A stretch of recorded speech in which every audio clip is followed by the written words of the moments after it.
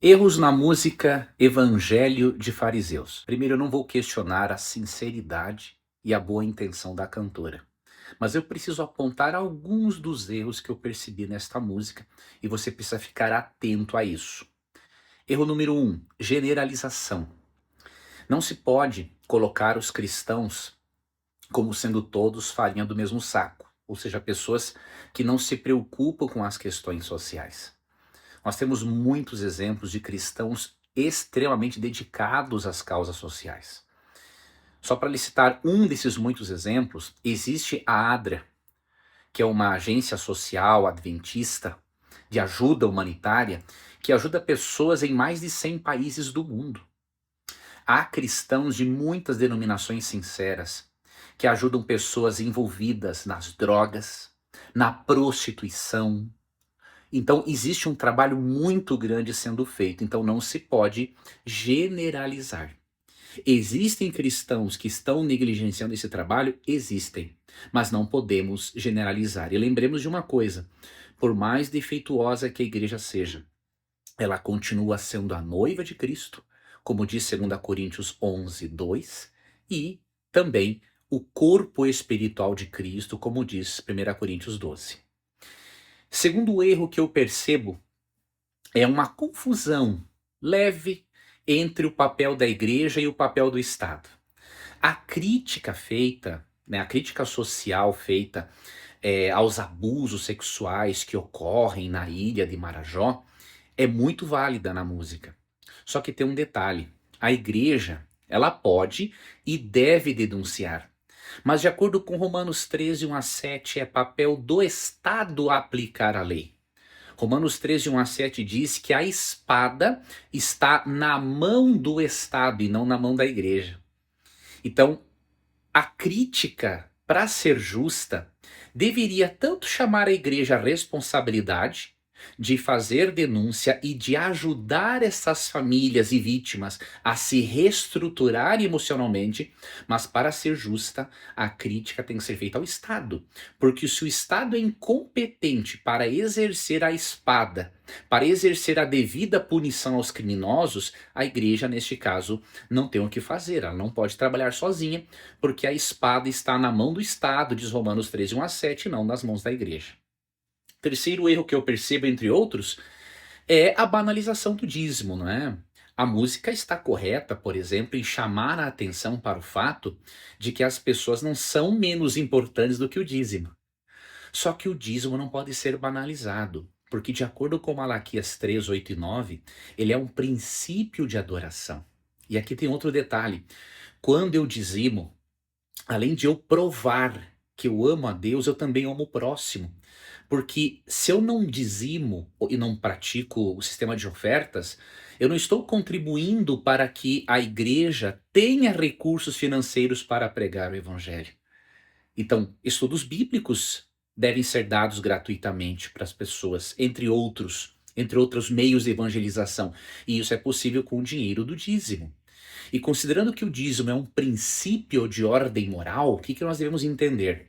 O fato de alguns teólogos da prosperidade usarem mal o sistema de dízimos não pode fazer com que banalizemos o dízimo. O dízimo é um princípio santo, sagrado, e o uso indevido que pessoas fazem do dízimo não é desculpa para eu criticar o dízimo. Então, se a música nos chamar a atenção para a importância de amarmos as pessoas mais do que ao dinheiro, tudo bem. Mas eu não posso pensar, não é, que se eu deixo de dizimar, com isso eu estou amando as pessoas. Muito pelo contrário. Quando eu amo as pessoas de verdade, eu dizimo, porque eu quero contribuir para que o evangelho seja pregado a elas e elas sejam salvas. Não apenas libertas da fome neste mundo, mas libertas do poder do pecado e da morte eterna. E aqui entra o que eu penso ser um outro, e vou destacar esse último, um quarto erro na música, que é o chamado evangelho social. Veja, Tiago 1,27 diz claramente, né, que a igreja pura e sem mácula para Deus, uma dessas características dessa igreja é ajudar aos pobres e viúvas, não é? E órfãos, né, e suas necessidades, viúvas, órfãos, qualquer necessitado. Agora tem um detalhe: será que é suficiente Eu apenas dar o pão físico para as pessoas e não dar o pão espiritual, que é Jesus, de acordo com João capítulo 6, eu preciso sim dar o alimento físico para alguém, porque como que eu vou dar um estudo bíblico para uma pessoa se ela está com fome? Agora, se eu ficar apenas nisso e não dar a ela o pão do céu, que é Jesus, ela vai perder a vida eterna. Então percebe uma coisa? Ali, por exemplo, no texto bíblico, no Evangelho, Mateus 4:23, qual era o método de Cristo de evangelização? Olha que interessante. Ele supria as necessidades do corpo, da mente e da alma. Então, um cristão, ele precisa fazer a mesma coisa. Dar o pão físico, mas avisar as pessoas que o evangelho eterno é diferente do evangelho social. O que diz Apocalipse 14, 6, né? E 7, vi outro anjo voando pelo meio do céu com o evangelho eterno. O evangelho eterno, ele ajuda a pessoa a se alimentar, obviamente, o necessitado a receber alimento para o corpo, mas para a alma. Porque o cristão, ele se preocupa com a vida eterna das pessoas. Se eu só dar o alimento físico e esta pessoa não entender que, de acordo com João 3,36, quem não tiver o filho, sobre esta pessoa permanece a ira de Deus, essa pessoa perde a eternidade toda.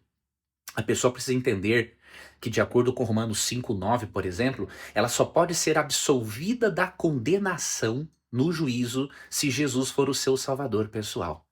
Então precisamos fazer como Jesus em Mateus 4,23.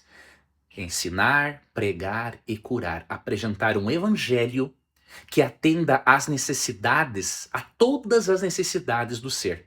Que conduza as pessoas tanto para a saúde física quanto saúde emocional e espiritual. Devemos conduzir as pessoas para a vida eterna. Obviamente, há coisas boas na música, né, que nós podemos trazer para a nossa reflexão. Há outros erros que eu poderia apontar, mas não vou fazer aqui por causa do tempo. Mas em outra oportunidade, em outra rede social minha, eu pretendo abordar esse assunto de forma mais ampla. O que você acha? Esta música contribui para que o mundo perceba a relevância da igreja? Ou contribui para que o mundo critique mais a igreja?